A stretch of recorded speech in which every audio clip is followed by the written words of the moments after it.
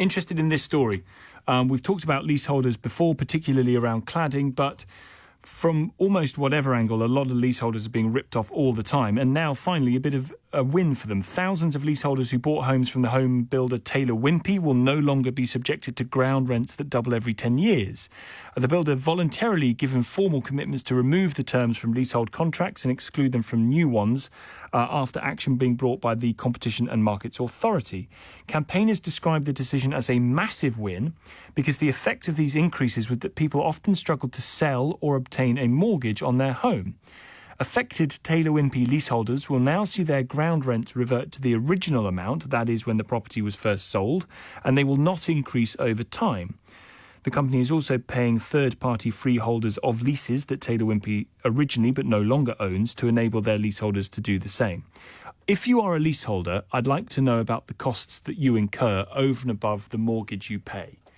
There are millions of leaseholders in this country. Many of you are being ripped off from the cladding disaster. Total disaster for you, particularly if you live in flats. It is a nightmare, the costs that you're incurring. But aside from that, those ground rent charges, the service charges that you pay on top of paying for the property that you're living in, the mortgage for the property that you're living in, I don't see how leaseholding is allowed, if I'm honest with you. I don't see how it's still a thing. I know the government is moving to try and ban it, to try and stop it, but it wouldn't work retrospectively. 0345 6060 973 if you're a leaseholder, if you feel that you're being ripped off, if your payments are increasing all the time, what is it that you're actually paying for and what can you do about it? Come to your calls in just a moment. Paul Shamplina is the Chief Commercial Officer at Hamilton Fraser and presenter of Channel 5's Nightmare Tenants. Very good evening to you. Good evening, Tom. Tell us first of all about this change to leaseholders in that their ground rent would double, every 10 years? Yeah, so what's happened is, in the latest news, the Competition and Markets Authority have investigated the big four developers, one which being Taylor Wimpey, and Taylor Wimpey have effectively backed down with regard to the price hiking of ground rents, which have been doubling over 10 years. But the average ground rent is between £300 and £700 paid yearly, Tom. So what? Just to explain, Paul, to go back a step, what is a ground rent? Well, a ground rent is a charge that has to be paid in terms of a lease that's always liable to the freeholder. So you have a ground rent, and also the freeholder, the developer or someone that owns, obviously, the building, if you've got a flat and a leasehold, you also have to pay additional service charges, insurance, council tax. They're additional charges. So you not only do you have to pay your mortgage, you also have to pay ground rent and obviously service charge in a flat. And of course, leasehold flats at the moment have taken a big battering, especially, unfortunately, with leaseholders that have been troubled with obviously the cladding scandal as well. So why would someone be a leaseholder? Well, I mean, ideally, one would like to own a freehold, but if you have a block of flats, it's namely always owned by a freeholder. There could be 50, 60, 100 flats in a block. And, of course, you're under terms of the lease, because you might have a 99-year lease or a 999-year lease when you purchase the property. And sometimes you have to extend the lease as well, which costs you even more money. But you are liable under the terms of the lease to pay a ground rent and service charge, and depending on the block and the area you're at, they can obviously be expensive. But there is some good news for leaseholders, Tom, in that going through Parliament at the moment is the reform to the leasehold bill. So they are looking to abolish ground rents for new leasehold properties in the near future, which will be good news and a saving, obviously, to leaseholders. It strikes me as just a complete swindle, this. The whole premise of it is a complete swindle. What are you actually paying for over and above what you're paying for with your mortgage when you pay ground rent? If you bought that is the argument. Because, of course, Tom, you've got service charges, which is different to a ground rent. So service charges are cleaning, maintenance of the common parts and so forth.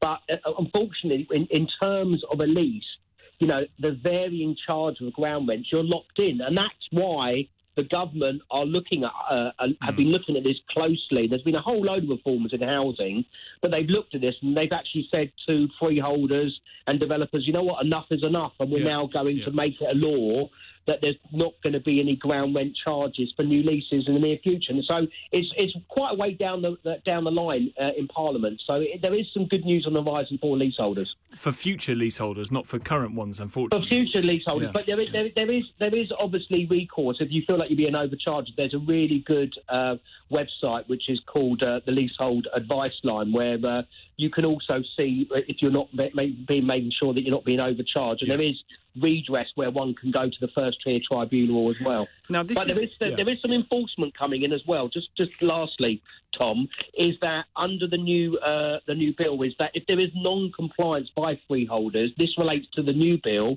that they can be fined up to £30,000. So there is going to be some enforcement on this as well in the future.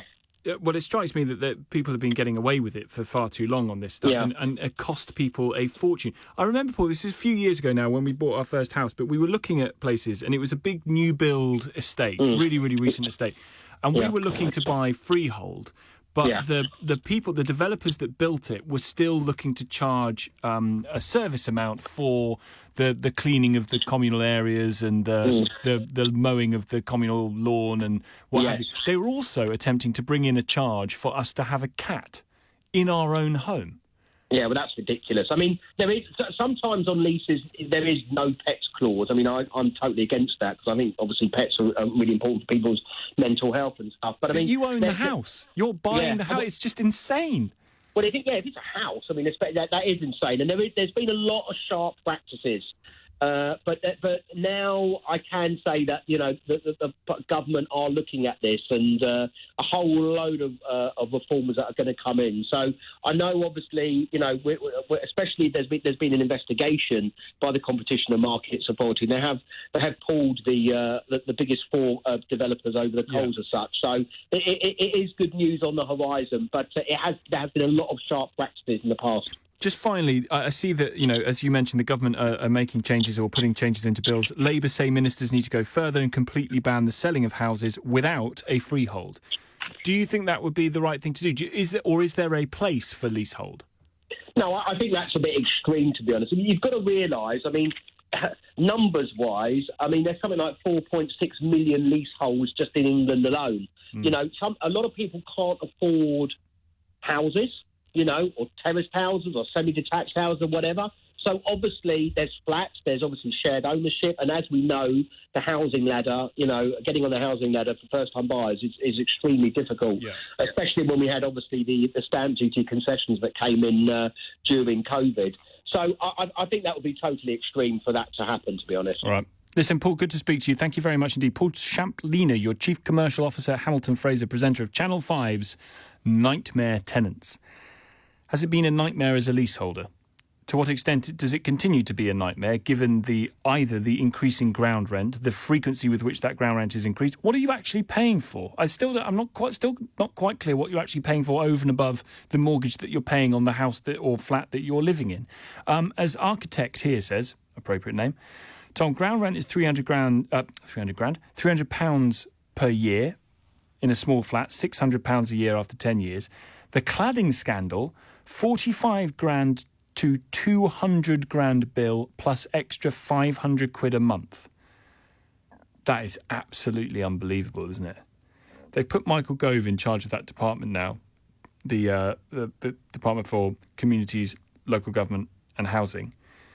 And he seems to be taking a slightly different approach or a different view to Robert Jenrick, the previous occupant of that office, who tried to find a way to make some leaseholders not have to pay the bills to remove the cladding, but others would have to pay it with some money to help them afford it, but it would still be up to them to pay some of those costs. It strikes me that Michael Gove might try and find a way of making the home builders pay for it rather than you, which would be totally fair. It is unbelievable that so many people are now trapped with no value in a property that they have bought, whilst also having to pay extra to walk around the floor of it, which is what, to me, ground rent seems to be.